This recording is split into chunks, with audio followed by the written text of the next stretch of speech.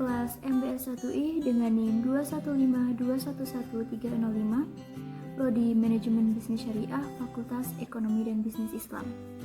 Di sini saya akan menjelaskan mengenai kebijakan fiskal. Yang pertama, pengertian kebijakan fiskal.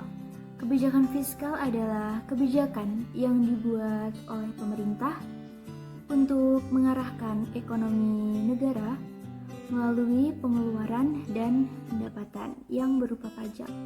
Jadi instrumen utama dari kebijakan fiskal ini adalah pendapatan dan pajak. Dalam konvensional, kebijakan fiskal dapat diartikan sebagai langkah pemerintah untuk membuat perubahan dalam sistem pajak atau pembelanjaan, biasa disebut dengan government expenditure. Dan dalam Islam, kebijakan fiskal adalah salah satu perangkat untuk mencapai tujuan syariah sebagaimana dijelaskan oleh Imam Al-Ghazali, yaitu meningkatkan kesejahteraan dengan tetap menjaga keimanan, kehidupan, intelektualitas, kekayaan, dan kepemilikan. Kebijakan fiskal dibagi menjadi 4 macam atas dasar yang pertama pembiayaan fungsional atau functional finance, yang kedua pengelolaan anggaran atau the managed budget approach, yang ketiga stabilisasi anggaran otomatis atau the stabilizing budget, dan yang keempat anggaran belanja seimbang atau balanced approach. Yang kedua, kaidah kebijakan pendapatan dalam ekonomi Islam. Islam menentukan sektor penerimaan pemerintah melalui zakat, ghanim, fa'i, jizyah, dan sedekah. Secara umum, kaidah-kaidah syariah yang membatasi kebijakan tersebut adalah yang pertama, kaidah syariah yang berkaitan dengan kebijakan pungutan pajak. Ajaran Islam menentukan syarat kategori harta yang harus dikeluarkan zakatnya lengkap dengan besarnya. Dengan ketentuan tersebut, tidak ada lagi alasan bagi pemerintah untuk mengubah tarif yang telah ditentukan. Yang kedua, kaidah syariah yang berkaitan dengan hasil pendapatan yang berasal dari aset pemerintah. Menurut kaidah ini, dapat dibagi menjadi 2 kategori. Yang pertama, pendapat dari aset pemerintah yang umum, dan yang kedua, pendapat dari aset yang masyarakat ikut memanfaatkannya. Yang ketiga, kaidah syariah yang berkaitan dengan kebijakan pajak. Prinsip ajaran Islam tidak membolehkan pemerintah mengambil sebagian harta milik orang kaya secara paksa.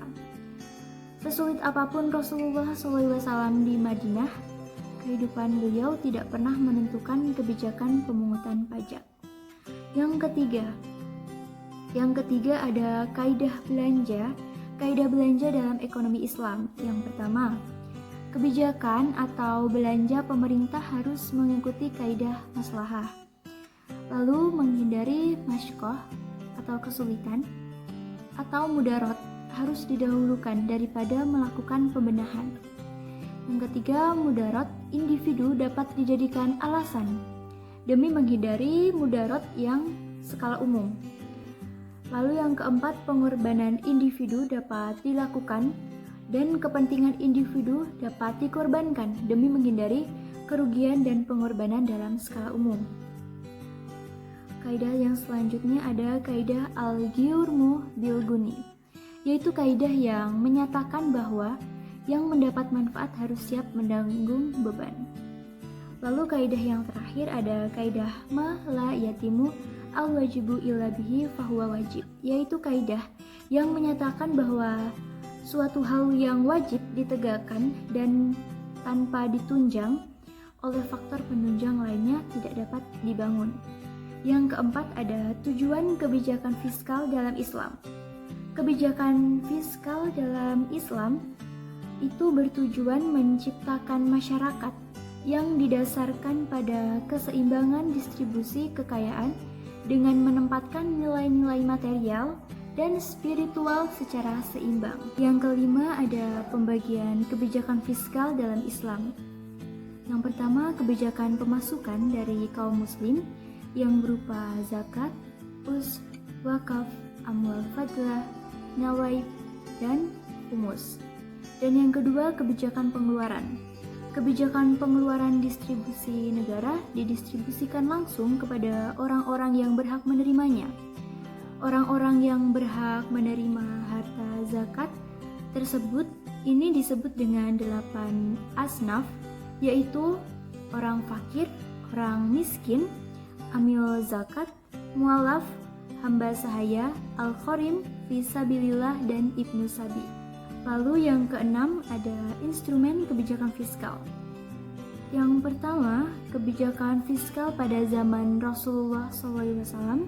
Ada 4 langkah yang dilakukan Rasulullah SAW. Di antaranya yang pertama, peningkatan pendapatan rasional dan tingkat partisipasi kerja. Rasulullah melakukan kebijakan mempersaudarakan kaum muhajirin dan ansor. Dan yang kedua, kebijakan pajak. Penerapan kebijakan pajak yang dilakukan Rasulullah SAW seperti kharaj, khums, dan zakat.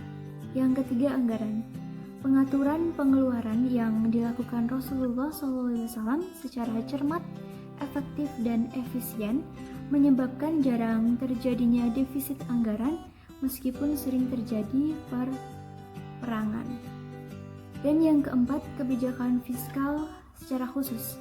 Rasulullah SAW menerapkan beberapa kebijakan fiskal secara khusus untuk pengeluaran negara, yaitu meminta bantuan kaum muslimin secara sukarela untuk memenuhi kebutuhan pasukan kaum muslimin tersebut. Yang kedua ada kebijakan fiskal pada masa Khulafaur Rasyidin. Untuk pertama kalinya pemasukan zakat ditransfer ke pemerintahan pusat.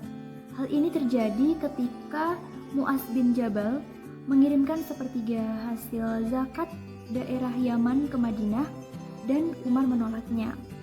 Pada tahun berikutnya, Mu'adz mengirimkan setengah hasil zakat Yaman dan kembali Umar menolaknya, sehingga pada tahun berikutnya Mu'adz mengirimkan seluruh hasil zakat dan berkata kepada Umar bahwa di Yaman sudah tidak ada lagi mustahik zakat. Kemudian Umar pun menerima hal tersebut dan menyuplainya ke daerah yang mengalami defisit. Lalu yang ketiga, kebijakan belanja pemerintah, yaitu diantaranya belanja kebutuhan operasional pemerintah yang rutin. Yang kedua, belanja umum yang dapat dilakukan pemerintah apabila sumber dananya tersedia. Lalu yang ketiga, belanja umum yang berkaitan dengan proyek yang disepakati oleh masyarakat. Untuk yang ketujuh ada kebijakan sumber penerimaan dan pengeluaran negara. Sumber penerimaan negara, kebijakan fiskal dalam ekonomi Islam terdiri atas beberapa hal berikut. Yang pertama ada zakat. Dalam surat At-Taubah ayat 103 disebutkan bahwa setiap muslim yang mempunyai harta benda yang telah mempunyai nisab wajib membersihkan harta bendanya dengan memberikannya sebagian hartanya kepada yang berhak. Zakat adalah pajak atau pembayaran bercorak khusus yang dipungut dan harta bersih dari harta bersih seseorang yang dikumpulkan oleh negara dan digunakan untuk tujuan-tujuan khusus. Lalu yang kedua ada ghanimah, merupakan jenis barang yang bergerak dan bisa dipindahkan, diperoleh dalam peperangan melawan musuh. Lalu yang ketiga ada kharaj, disebut dengan pajak bumi, adalah jenis pajak yang dikenakan pada tanah. Yang keempat ada jizyah, adalah pajak yang dikenakan pada kalangan non-muslim sebagai jaminan yang diberikan negara Islam untuk melindungi kehidupannya. Lalu ada fa'i, merupakan penerimaan bagi negara Islam dan sumber pembiayaan negara. Berdasarkan Quran surat Al-Hasyr ayat 6-7, penggunaan fa'i diatur oleh Rasulullah SAW sebagai harta negara dan dikeluarkan untuk memenuhi kebutuhan pangan masyarakat umum seperti kelima dari penggunaan ghanimah. Lalu ada bea cukai dan pungutan menurut Manan. Bea cukai diterapkan selama pemerintah Khalifah Umar yang mengangkat para asyir dan memerintahkan mereka memungutnya dari para pedagang muslim, zimmi dan harbi suatu negara tetangga non-muslim. Lalu selanjutnya ada pengeluaran negara. Kegiatan yang menambah pengeluaran negara mempunyai dampak tertentu pada kehidupan sosial ekonomi masyarakat. Berbeda dengan kitab-kitab agama lain, Al-Quran telah menetapkan perintah yang sangat tepat mengenai kebijakan negara tentang pengeluaran pendapatan negara. Lalu ada utang negara. Utang negara berasal dari utang dalam negeri ataupun luar negeri. Dalam Islam, semua pinjaman harus bebas bunga. Pinjaman ini dapat diperoleh dengan cara langsung dari publik atau secara tidak langsung dalam bentuk pinjaman yang diperoleh dari bank sentral. Baik, kesimpulannya secara global, kebijakan fiskal adalah sebuah kebijakan pemerintah dalam pemungutan pajak dan pembelanjaan pajak yang dimana kebijakan tersebut untuk membiayai kegiatan ekonomi dan juga kebijakan pemerintah dalam mengatur setiap pendapatan pengeluaran negara yang digunakan untuk menjaga stabilitas ekonomi dalam rangka untuk mendorong pertumbuhan ekonomi agar tidak ada hambatan dalam menjalankan roda perekonomian. Dalam ekonomi Islam, pemerintah harus memungut zakat dari setiap muslim yang memiliki kekayaan melebihi jumlah tertentu atau nisab dan digunakan untuk tujuan-tujuan sebagaimana tercantum dalam Quran Surat At-Taubah ayat 60. Baik, sekian penjelasan mengenai kebijakan fiskal yang dapat saya sampaikan.